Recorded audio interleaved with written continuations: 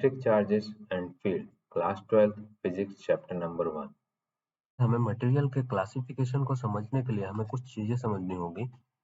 तो आपके पास अगर एक एटम है, ठीक है, इसमें न्यूक्लियस में प्रोटॉन है और न्यूट्रॉन है, ठीक है। इसके चारों तरफ ऑर्बिट में इलेक्ट्रॉन घूम रहा है, ठीक है, मूव कर रहा है चारों तरफ।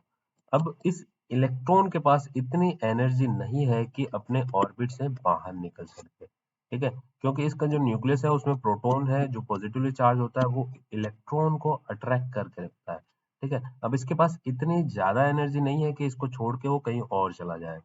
तो जैसे जैसे आप टेम्परेचर इंक्रीज करोगे, सपोज कि रूम टेम्परेचर पे इस इलेक्ट्रॉन के पास इतनी एनर्जी आ गई है कि ये अपने ऑर्बिट में से निकल के बाहर चला जाए, ठीक है।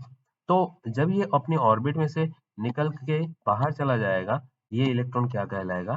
Free electron.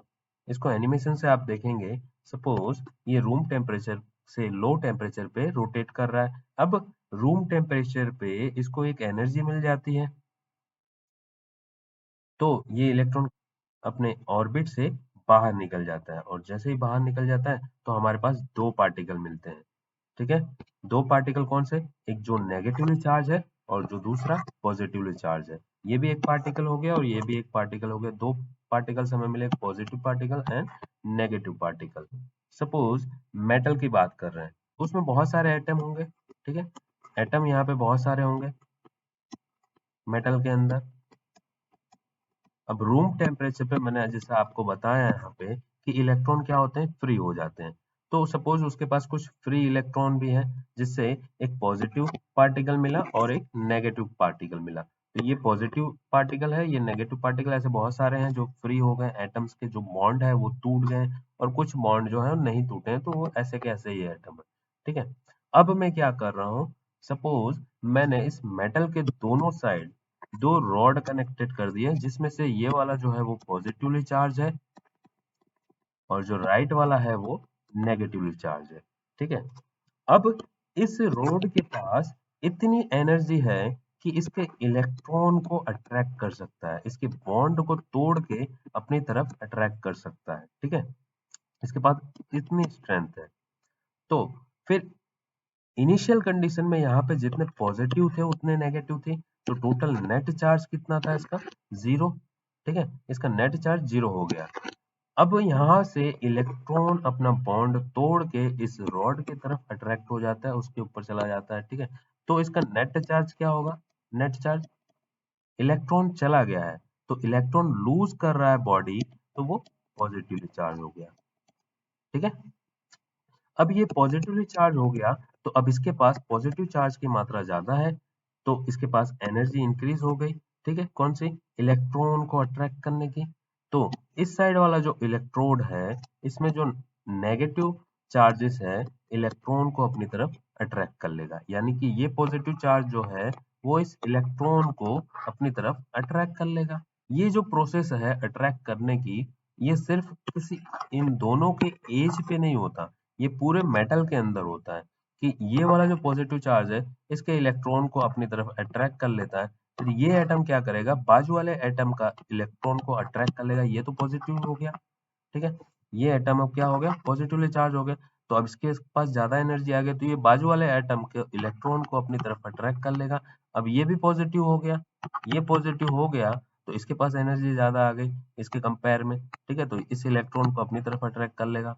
अब ये जो एटम है, इस ये पॉजिटिव चार्ज हो गया, तो ये रॉड के इलेक्ट्रॉन को अपनी तरफ अट्रैक्ट कर लेगा।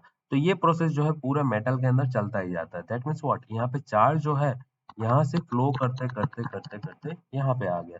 यहाँ पे चार्ज फ्लो हो रहा है। चार्ज फ्लो हो रहा है इसका मतलब क्या है? कि मेटल जो है वो कंडक्ट कर रहा है, चार्जेस को फ्लो होने के लिए अलाउ कर रहा है। देखिए यहाँ पे क्या हो रहा है कि इलेक्ट्रोड जो है हमने कनेक्ट कर दिया दोनों साइड, तो ये वाला जो चार्ज है वो इस इलेक्ट्रॉन को अट्रैक्ट कर लेता है। ये पॉजिटिवली चार्ज हो गया, तो इसके बाजू वाले के इलेक्ट्रॉन को अट्रैक्ट कर लेगा, और ये जो है दूसरा एटम, वो लास्ट वाले के एटम का इलेक्ट्रॉन अट्रैक्ट कर लेगा, और लास्ट वाला जो है वो इस रोड से इलेक्ट्रॉन को अट्रैक्ट कर लेगा, ठीक है। अब मेटल के प्लेस पे अगर हम एयर रखते हैं और दोनों साइड चार्ज्ड रोड रख देते हैं, एक साइड पॉजिटिव चार्ज और दूसरी साइड नेगेटिव चार्ज। सपोज इस रोड के पास इतना स्ट्रेंथ नहीं है कि इसके एटम के इलेक्ट्रॉन को अट्रैक्ट कर पाए, ठीक है, इसके पास इतना स्ट्रेंथ नहीं है कि इसके इलेक्ट्रॉन को अट्रैक्ट कर पाए, तो इस एटम के पास भी इतना फोर्स नहीं होगा कि इसके इलेक्ट्रॉन को अट्रैक्ट कर पाए, ठीक है। तो यहाँ पे क्या होता है, इलेक्ट्रॉन जब अट्रैक्ट ही नहीं कर पा रहा है तो इलेक्ट्रॉन फ्लो नहीं होगा, तो इलेक्ट्रॉन फ्लो नहीं हो रहा है, that means what, charge flow नहीं हो रहा है, ये चार्ज को कंडक्ट नहीं करने दे रहा है। अगर मैं इस इलेक्ट अगर मैं इस रोड पे जो चार्जेस हैं उनकी स्ट्रेंथ बढ़ा दूं, ठीक है, इंक्रीज कर दूं, बहुत सारे चार्ज मैंने उसमें डाल दिए, तब इसकी स्ट्रेंथ क्या हो गई, इंक्रीज हो गई। इसकी स्ट्रेंथ इंक्रीज हो गई तो इसके फोर्स भी इंक्रीज हो गए, इसका फोर्स इंक्रीज हो गया तो इलेक्ट्रॉन को क्या कर देगा, ये अट्रैक्ट कर लेगा। अब ये पॉजिटिवली चार्ज हो गया, अब सेम प्रोसेस जो मेटल में होता था, इसको अट्रैक्ट कर लेगा, इसके इलेक्ट्रॉन को। अब ये एटम क्या करेगा, नेगेटिवली चार्ज रोड के इलेक्ट्रॉन को अट्रैक्ट कर लेगा। दैट मीन्स यहाँ पे हम क्या कहेंगे कि इस एयर का क्या हो गया, ब्रेक डाउन हो गया। जो भी मटेरियल यहाँ पे यूज करेंगे उसका ब्रेक डाउन हो गया। ब्रेक डाउन मतलब पहले कैपेसिटी नहीं थी, अब इसके पास कैपेसिटी नहीं थी, हमने क्या किया, जबरदस्ती उसमें चार्जेस की स्ट्रेंथ बढ़ा दी, देन उसको कंडक्ट करवाया। तो ऐसे सिचुएशन में क्या करेंगे कि इस मटेरियल का ब्रेक डाउन हो गया, ठीक है। जैसे कि ये एयर है, दोनों दोनों रोड जो है हमने कनेक्ट कर दिए हैं, तो यहाँ पे देखिए कि इस पॉजिटिव चार्ज के पास इतनी एनर्जी नहीं है कि इस इलेक्ट्रॉन को अट्रैक्ट कर पाए, तो इस पॉजिटिव चार्ज के पास भी इतनी एनर्जी नहीं होगा कि इस इलेक्ट्रॉन को अट्रैक्ट कर पाए, ठीक है, इसलिए ये कंडक्ट नहीं करा पाते हैं चार्जेस को। ऐसे हम मटेरियल को क्या बोलते हैं, इंसुलेटर, इंसुलेटर, ठीक है। और जो चार्जेस को अलाउ करते हैं फ्लो होने के लिए या फिर कंडक्ट करने के लिए, ऐसे मटेरियल को हम क्या कहते हैं, कंडक्टर। तो बॉडी को चार्ज करने के लिए तीन मेथड है हमारे पास। बाय रबिंग, जो हम पढ़ चुके हैं, दो बॉडी को आपस में रब करो, हमने क्या लिया, एक ग्लास रोड लिया और एक सिल्क क्लॉथ लिया, ठीक है, इन दोनों को रब कराया तो हमने देखा कि ग्लास पे क्या आ गया, पॉजिटिव चार्ज आ गया। पॉजिटिव चार्ज कैसे आ गया ग्लास पे, कि ग्लास का जो इलेक्ट्रॉन था वो इस सिल्क क्लॉथ के ऊपर चला गया, सिल्क क्लॉथ के ऊपर चला गया तो सिल्क जो है वो नेगेटिवली चार्ज हो गया और ग्लास रोड क्या हुआ, पॉजिटिवली चार्ज हो गया। दूसरा हमने क्या देखा था, प्लास्टिक को इस सिल्क क्लॉथ से रब करवाया था, तो इस सिचुएशन में सिल्क क्लॉथ ने अपना इलेक्ट्रॉन क्या कर दिया, इस प्लास्टिक रोड को दे दिया। इस प्लास्टिक रोड को इलेक्ट्रॉन दे दिया तो प्लास्टिक रोड क्या हुआ, नेगेटिवली चार्ज हो गया और सिल्क क्या हुआ, पॉजिटिवली चार्ज हो गया, ठीक है। तो by rubbing method we can charge the body. Electron can entangle and are transferred to other. Electron को हम दूसरे बॉडी में ट्रांसफर कर सकते हैं रबिंग मेथड से, ठीक है। उसके बाद दूसरा मेथड है बाय कंडक्शन, कंडक्टिंग बॉडी, ठीक है। कंडक्टिंग बॉडी पे जो चार्ज है उसके पास प्रॉपर्टी होती है कि वो फ्लो कर सके, ठीक है। ये सपोज मान लो कि आपके पास एक ग्लास रोड है और ये कोई मटेरियल है जिसपे पॉजिटिव नेगेटिव सब चार्जेस हैं, जितने पॉजिटिव हैं उतने ही नेगेटिव हैं, ठीक है, ये इसका नेट चार्ज जो है वो 0 है। अब मैं पॉजिटिवली चार्ज बॉडी को इसके पास लेके जाता हूँ और इस पे टच कराता हूँ, टच कराने से क्या होगा, इसके जो चार्जेस हैं वो किस में फ्लो हो जाएंगे, इस मटेरियल में फ्लो हो जाएंगे। तो यहाँ पे पॉजिटिव चार्ज थे हमारे पास, तो इस मटेरियल में पॉजिटिव चार्ज आ गए, बहुत सारे पॉजिटिव चार्ज आ गए। तो अब ये मटेरियल कैसा हो गया, चार्ज मटेरियल होगा, कैसा चार्ज हो गया, पॉजिटिवली चार्ज मटेरियल हो गया, ठीक है। तो किसी बॉडी को हम कंडक्टर के थ्रू भी चार्ज कर सकते हैं। जैसे कि आप यहाँ पे देख रहे हो कोई बॉडी है जो मेटल या फिर कोई भी बॉडी है, उसको हम एक नेगेटिवली चार्ज बॉडी के साथ कंडक्ट करवाते हैं तो इनके जो कुछ अमाउंट है वो फ्लो होता है। इसके पास 11 नेगेटिव चार्ज है, ठीक है। तो पहले एक इलेक्ट्रॉन गया, देन दूसरा गया, तीसरा गया, चौथा गया, पांचवा गया, छठा गया। उसके बाद इसके पास कितने बचे, 5 बचे और यहाँ पे 6 हो गए। देखो जब पहले यहाँ पे 6 थे और यहाँ पे 5 था तो इसका अमाउंट ज्यादा है, ठीक है। अब ये लास्ट वाले इलेक्ट्रॉन को क्या करता है, पुश करता है। जब ये इलेक्ट्रॉन ट्रांसफर कैसे होता है, यहाँ पे इलेक्ट्रॉन है, ठीक है, 11 इलेक्ट्रॉन है।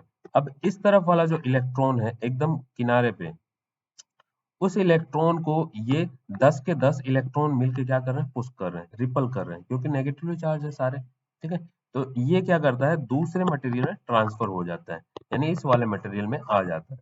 ठीक है, अब सेकंड नंबर वाला ऊपर आ गया, अब इसको बाकी के 9 इलेक्ट्रॉन क्या करेंगे, रिपल करेंगे, तो ये भी ट्रांसफर हो गया। ऐसा करते करते ये जब 6 है और यहाँ पे 5 है, ठीक है, तो यहाँ पे जो कॉर्नर पे है वो कौन सा होगा, 6 नंबर का, और बाकी कितने, 5 है। ठीक है, अब ये पांचों मिलके इसको पुश करेंगे। अब यहाँ पे तो कितने हैं, 5 ही है, तो ये इस पे ट्रांसफर हो जाएंगे, और यहाँ पे कितने हो गए, 6 हो गए। अब यहाँ पे कितने बचे हैं, 5 ही बचे हैं। अब कोई इलेक्ट्रॉन अगर जाएगा तो यहाँ पे 6 इलेक्ट्रॉन है, ये 6 मिलके इसको वापस रिपेल करेंगे और वापस से सेंड कर देंगे। ठीक है, तो उसको आने ही नहीं देंगे। ये भी क्या करेंगे, इसका अमाउंट ज्यादा हो गया और इसका अमाउंट कम हो गया, पहले इसका ज्यादा था तो आराम से ये रिपल करके भेज देते थे। अब यहाँ पे भी 6 इलेक्ट्रॉन हो गए, वो भी इसको क्या करेंगे, रिपल करेंगे, तो इससे ज्यादा इलेक्ट्रॉन ट्रांसफर नहीं हो सकता है। बाय कंडक्शन से हम चार्ज को ट्रांसफर कर सकते हैं। थर्ड मेथड क्या है, बाय इंडक्शन। देखिए इंडक्शन से कैसे करते हैं, सपोज कोई बॉडी है जिसमें उस बॉडी के अंदर जितने पॉजिटिव चार्ज हैं उतने ही नेगेटिव चार्ज है। ठीक है, नेट चार्ज कितना है, 0। अब किसी चार्ज बॉडी को मैं इसके पास में लेके जाता हूँ, चार्ज बॉडी सपोज कि यहाँ पे नेगेटिव चार्ज है इसके पास, इसके पास में लेके गया, इसके पास में लेके गया तो ये चार्ज टच नहीं कराना है। ठीक है, टच कराओगे तो कंडक्शन हो जाएगा, इंडक्शन की बात कर रहे हैं, इंडक्शन में हम टच नहीं कराते हैं। तो इस बॉडी पे नेगेटिव चार्ज है, अब ये नेगेटिव चार्ज क्या करेगा, इस मटेरियल पे जितने पॉजिटिव चार्ज है उन सबको अट्रैक्ट करेगा, सबको अट्रैक्ट करेगा, यानी पॉजिटिव पॉजिटिव सब एक साइड हो जाएंगे। ठीक है, इस साइड, जिस साइड हम बॉडी को लेके गए हैं नेगेटिव चार्ज वाले बॉडी को। ठीक है, और नेगेटिव चार्ज क्या करेंगे, ये रिपल करेगा, तो नेगेटिव चार्ज इस साइड चले जाएगा। नेगेटिव चार्ज जब उस साइड चला गया है, अभी भी हमें इस रोड को उसके पास में ही रखना है मटेरियल के। अब मैं क्या करता हूँ, जहां पे नेगेटिव चार्ज इकट्ठा हुए हैं उस साइड में एक वायर कनेक्ट करके अर्थ कर देता हूँ। ठीक है, तो ये चार्ज इसको फ्लो होने के लिए एक रास्ता मिल गया। ये क्या करेगा, वायर है, वायर कंडक्टर होता है, इसमें चार्जेस जो है इजीली फ्लो होते हैं, तो ये इलेक्ट्रॉन यहाँ से फ्लो करना स्टार्ट करेंगे। क्यों फ्लो, कैसे फ्लो करेंगे, तो मैंने जैसे अभी बताया था कि वो पुश करेंगे एक दूसरे को, और उनको एक इजी पाथ मिल गया है, वो आराम से वहां पे चले जाएंगे अर्थ में। ओके, अब यहाँ पे क्या बच गया, सिर्फ पॉजिटिव चार्ज बन गया, क्योंकि सारे नेगेटिव चार्ज क्या हो गए, अर्थ हो गए। अब मैं क्या करूंगा, इस रोड को यहाँ से हटा लूंगा, जैसे ही मैं वहां से हटाऊंगा तो यहाँ पे क्या बचे, सिर्फ पॉजिटिव चार्ज। तो पॉजिटिव चार्ज है जो वो मटेरियल पे पूरी तरह से फैल जाएंगे। अब ये मटेरियल कैसा हो गया, पॉजिटिवली चार्ज हो गया। अगर किसी मटेरियल को नेगेटिवली चार्ज करना है तो क्या करेंगे, इसका उल्टा, यहाँ पे जो हम नेगेटिव चार्ज रॉड को लेके गए थे उसके बदले हम क्या ले जाएंगे, पॉजिटिवली चार्ज रॉड को लेके जाएंगे। ठीक है, ये अगर मैं पॉजिटिवली चार्ज रोड को लेके जा रहा हूँ तो यहाँ पे क्या हो रहा है, ये नेगेटिव को अट्रैक्ट करेगा और ये पॉजिटिव दूसरी साइड जाएंगे। अर्थ कर दिया मैंने, तो ये पॉजिटिव चार्ज क्या होंगे, अर्थ में चले जाएंगे। तो अब क्या बचा, सिर्फ नेगेटिव चार्ज बचा। अब रोड को हटा लो वहां से, तो इसके अंदर क्या बचेगा, सिर्फ नेगेटिव चार्ज, तो बॉडी क्या होगी, नेगेटिवली चार्ज होगी।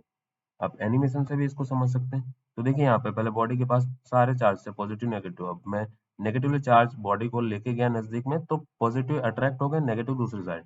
अर्थ वायर कनेक्ट किया तो नेगेटिव चार्ज अर्थ में चले गए।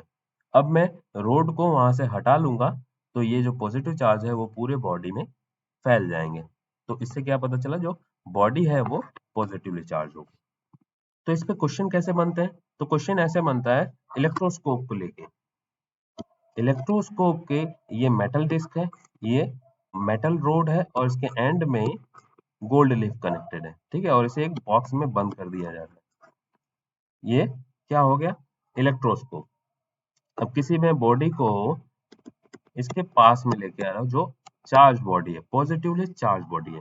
ठीक है, तो बताओ जब मैं इसके पास में लेके आऊंगा, इंडक्शन का क्वेश्चन है, ठीक है, कंडक्शन का नहीं, हमें टच नहीं कराना है, बॉडी के पास में लेके गया तो बताओ इस गोल्ड लीफ पे कौन सा चार्ज आएगा, पॉजिटिव या नेगेटिव, या फिर बताओ इस मेटल डिस्क पे कौन सा चार्ज आएगा, पॉजिटिव या नेगेटिव। इस मेटल डिस्क पे नेगेटिव चार्ज आएगा और इस गोल्ड लीफ पे पॉजिटिव चार्ज आएगा।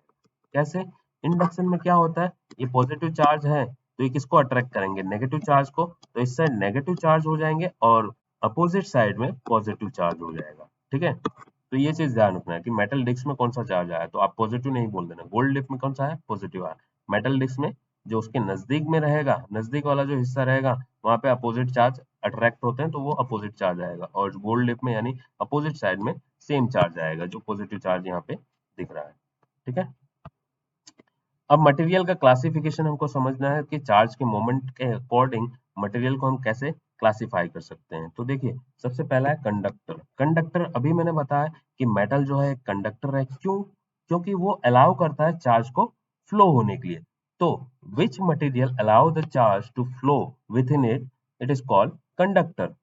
जो मटेरियल चार्ज को फ्लो होने के लिए अलाउ करता है उसे हम कंडक्टर कहते हैं। तो इसका एग्जांपल है metal, electrolyte, tap water, human body etcetera. बहुत सारे इसके एग्जांपल है। ठीक है, insulator which do not allow charge to flow through it. Insulator ऐसे मटेरियल जो चार्ज को फ्लो नहीं होने देते हैं, उसे क्या बोलेंगे, इंसुलेटर। यानी कंडक्ट नहीं करने देते हैं, उसे हम इंसुलेटर कहेंगे। तो अभी थोड़ी देर पहले हमने एयर को देखा था। एयर जो है वो कंडक्ट नहीं करने देता है, चार्ज को फ्लो नहीं होने देता है। ठीक है, इसलिए वो इंसुलेटर की तरह वर्क करता है। नॉन मेटल जो है इंसुलेटर है। प्लास्टिक जो है वो भी चार्ज को फ्लो नहीं होने देता है। प्लास्टिक के ऊपर हम चार्ज जनरेट कर सकते हैं, ट्रांसफर कर सकते हैं, बट प्लास्टिक के ऊपर हम चार्ज ट्रांसफर कर सकते हैं, बट उसके अंदर से फ्लो नहीं करा सकते हैं। ठीक है, गैस जो है वो भी इंसुलेटर की तरह वर्क करता है, प्योर वाटर भी, एक्सेट्रा, ऐसे बहुत सारे। अब इंसुलेटर की हमें जरूरत क्यों पड़ी? अगर हमें कंडक्टर चाहिए था, चार्ज को इलेक्ट्रिसिटी अगर हमें फ्लो करवानी तो हमें कंडक्टर चाहिए। ठीक है, तो इंसुलेटर का क्या क्या काम है? इंसुलेटर का देखिए काम समझने के लिए, सपोज यहाँ पे एक टावर है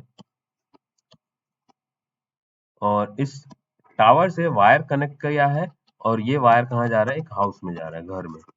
ठीक है, जहां पे हमें पावर की जरूरत है। अब यहाँ से पावर कैसे आता है? करंट फ्लो होता है, उसकी वजह से। करंट किसकी वजह से फ्लो होता है? चार्ज की वजह से। अब ये चार्ज वहां से तो आ रहा है, बट ये भी टावर जो है किसका बना हुआ है? मेटल का बना हुआ है। मेटल क्या होता है? एक कंडक्टर होता है। ठीक है, कंडक्टर है, मेटल क्या करेगा? चार्ज को फ्लो होने देगा। ये सारे चार्ज कहाँ चले जाएंगे? इस मेटल के थ्रू अर्थ में चले जाएंगे। अर्थ में, तो चार्ज तो यहाँ तक पहुंचेगा ही नहीं।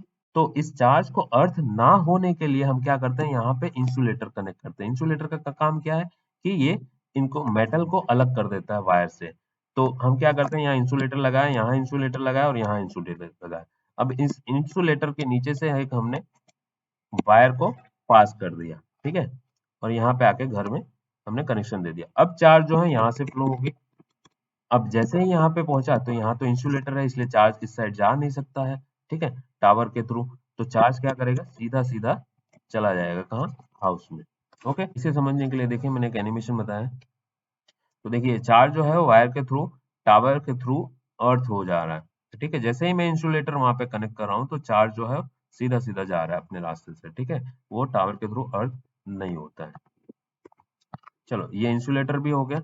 अब डाइलेक्ट्रिक स्ट्रेंथ क्या होता है? देखिए, इंसुलेटर की जो स्ट्रेंथ होती है, उसके बाद अगर हमने उससे ज्यादा वोल्टेज दिया, ब्रेक डाउन हो जाएगा इंसुलेटर का।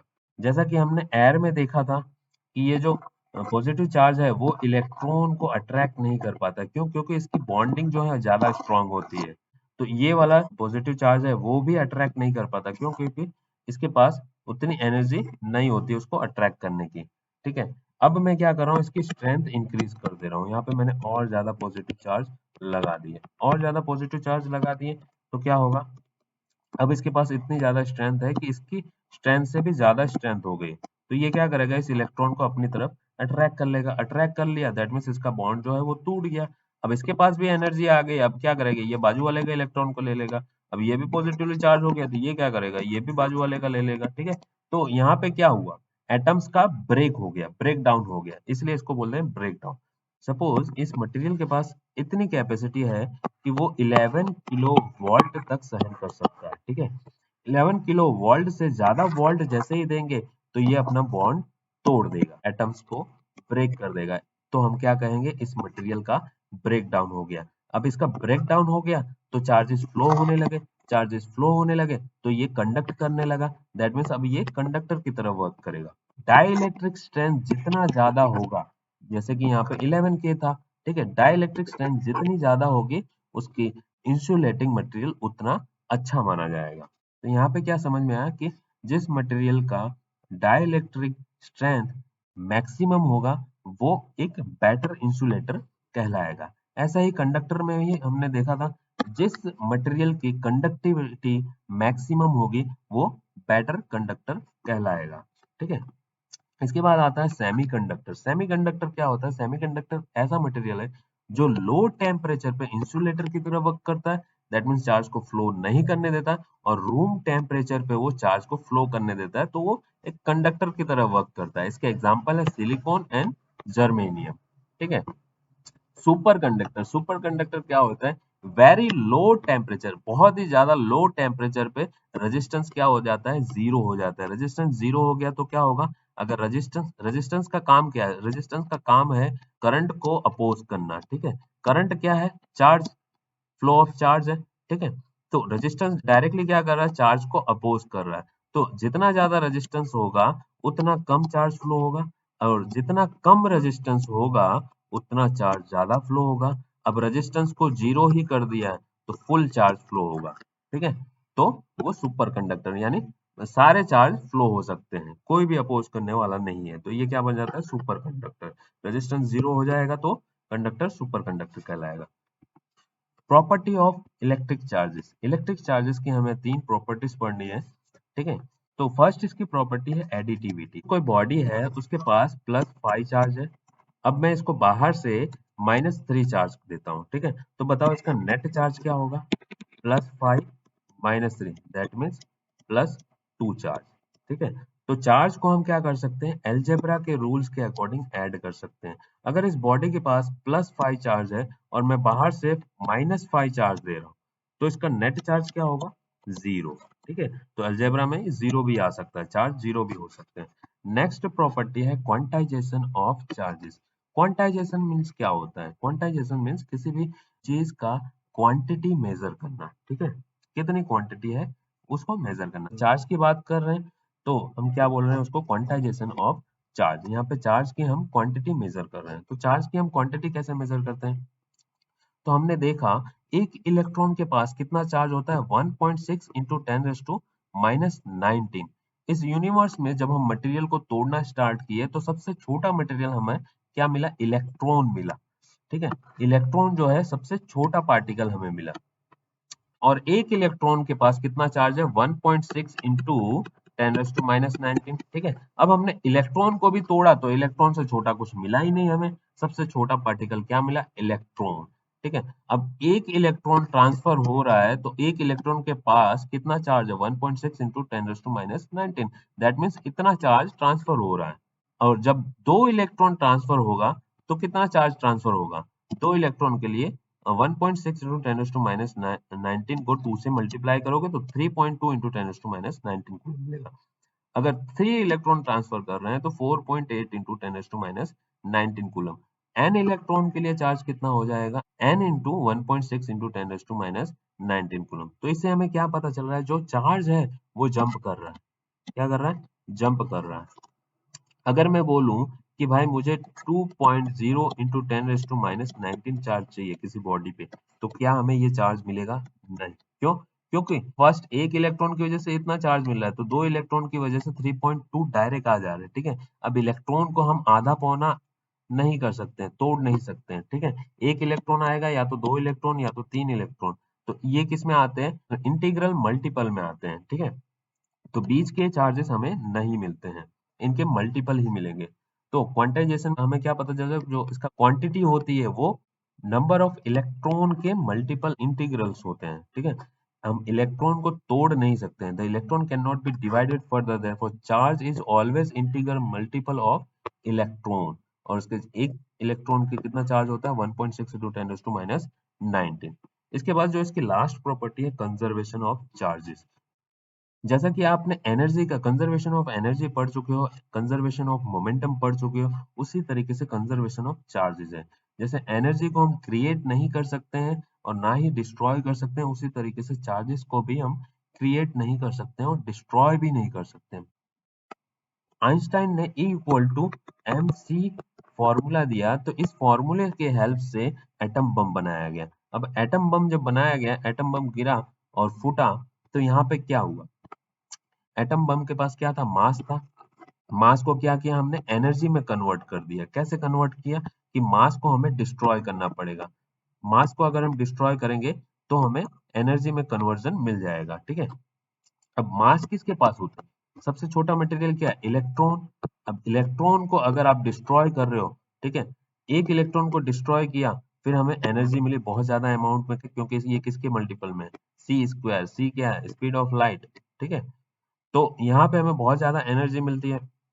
अब इस इलेक्ट्रॉन को डिस्ट्रॉय कर दिया हमने। अभी थोड़ी देर पहले हमने देखा कि charge can not be create nor destroy, ठीक है। तो यहाँ पे तो हमने एटम बम बनाया, तब क्या हमें पता चला, इलेक्ट्रॉन तो डिस्ट्रॉय हो गया।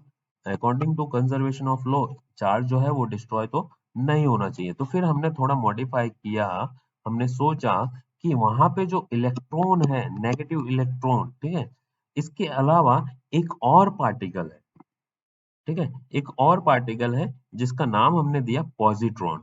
जिसका नाम क्या दिया हमने, पॉजिट्रॉन दिया। अब जब एटम बॉम्ब विस्फोट करता है, तब उसमें क्या होता है, एक इलेक्ट्रॉन जो पॉजिटिवली चार्ज है और दूसरा इलेक्ट्रॉन जो नेगेटिवली चार्ज है, वो आपस में, देखो ये पॉजिटिव है और नेगेटिव, इनके पास जो मास है वो सेम है, ठीक है, दोनों की वैल्यू सेम है, बस एक पॉजिटिव और एक नेगेटिव है। ये एक पॉजिटिव एक नेगेटिव की वजह से ये दोनों क्या करेंगे, एक दूसरे को अट्रैक्ट करेंगे, और अट्रैक्ट करेंगे, इतना ज्यादा अट्रैक्शन फोर्स होगा क्योंकि इनके बीच का जो डिस्टेंस है बहुत ही कम होता है, ठीक है। अट्रैक्शन फोर्स इतना ज्यादा होगा, वो एक दूसरे की तरफ बहुत ही ज्यादा स्पीड से दौड़ेंगे। जब ये पास में आकर टकरा जाएंगे तो ये डिस्ट्रॉय हो जाएंगे। डिस्ट्रॉय हो गए तो इनसे छोटा तो कोई पार्टिकल हमें मिला ही नहीं। इनसे छोटा जो पार्टिकल जिसमें कन्वर्ट हो सके ऐसा कुछ है ही नहीं। तो ये किस में कन्वर्ट हो जाते हैं, एनर्जी में कन्वर्ट हो जाते हैं, लाइट एनर्जी में। जैसे आप एनिमेशन में यहाँ पे देख सकते हो कि दो इलेक्ट्रॉन इलेक्ट्रॉन एंड पॉजिट्रॉन आके आपस में टकरा के किस में कन्वर्ट हो जाए, एनर्जी में कन्वर्ट हो जा रहे हैं। तो इससे क्या पता चला कि यहाँ पे एक पॉजिटिव इलेक्ट्रॉन को और एक नेगेटिव इलेक्ट्रॉन को साथ में डिस्ट्रॉय किया, सिर्फ एक चार्ज को डिस्ट्रॉय नहीं किया।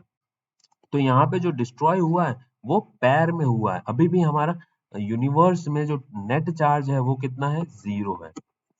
इस प्रोसेस को, यानी एक पॉजिट्रॉन और इलेक्ट्रॉन दोनों डिस्ट्रॉय कर रहे हैं और वो एनर्जी में कन्वर्ट हो रहा है, उस प्रोसेस को हम क्या बोलेंगे, एनिलेशन। ये बहुत ही ज्यादा इंपॉर्टेंट है, एग्जाम में पूछा जाता है, व्हाट इज एनिलेशन, ठीक है। तो ये एक इलेक्ट्रॉन है, ये एक पॉजिट्रॉन है, दोनों आपस में टकराने से क्या करते हैं, एनर्जी को रिलीज करते हैं, गामा रे जिसको हम बोलते हैं। उसके बाद है पैर प्रोडक्शन। तो क्या हम पैर में, जैसे कि हम चार्जेस को डिस्ट्रॉय कर सकते हैं, तो क्या हम उसे क्रिएट भी कर सकते हैं। तो उसे समझने के लिए देखिए, बहुत सारा एक्सपेरिमेंट किया गया। जब किसी हैवी मेटल पे हम दो गामा रेज स्ट्राइक करवाते हैं तो हमें मटेरियल मिलता है। इस मटेरियल में हमें एक पॉजिट्रॉन मिलता है और एक इलेक्ट्रॉन मिलता है। तो ये हमेशा दोनों पैर में ही जनरेट होते हैं, ठीक है। जैसे कि आप यहाँ पे एनिमेशन में देख सकते हैं कि यहाँ पे एनर्जी हमने गामा रेज स्ट्राइक करवाया है इस पे, तो यहाँ पे हमें क्या मिले, एक पॉजिट्रॉन और एक इलेक्ट्रॉन, ठीक है। तो पैर में चार्ज को प्रोड्यूस भी कर सकते हैं और चार्ज को पैर में डिस्ट्रॉय भी कर सकते हैं। और एक दूसरा नियम हमने बनाया कि आइसोलेटेड इलेक्ट्रिक चार्ज होगा। आइसोलेटेड मतलब जो सिंगल होगा, अकेला, ठीक है, can neither be created not destroy. Isolated charge होगा तो उसको हम क्रिएट भी नहीं कर सकते और डिस्ट्रॉय भी नहीं कर सकते हैं, सिंगल वाले को। जो डबल वाले होंगे, पैर में होगा, उसे हम क्रिएट भी कर सकते हैं और डिस्ट्रॉय भी कर सकते हैं। यहाँ पे सिंगल वाले की बात करें, जैसे कि यूरेनियम, यूरेनियम के पास कितने चार्ज होते हैं, 92। अब इसको जब हमने डिस्ट्रॉय किया तो क्या मिला, एक थोरियम मिला और एक हीलियम मिला, जिसमें थोरियम का कितना चार्ज है, 90, और हीलियम का कितना चार्ज है, 2। तो यहाँ पे टोटल कितने हो गए, 92। दोनों ऐड करो, वापस 92 हो गया। तो यहाँ पे कुछ भी डिस्ट्रॉय नहीं हुआ है। इस वीडियो में बस इतना ही था। अब आगे जो है नेक्स्ट वीडियो में हम कूलम्ब लॉ से स्टार्ट करेंगे। Thank you so much.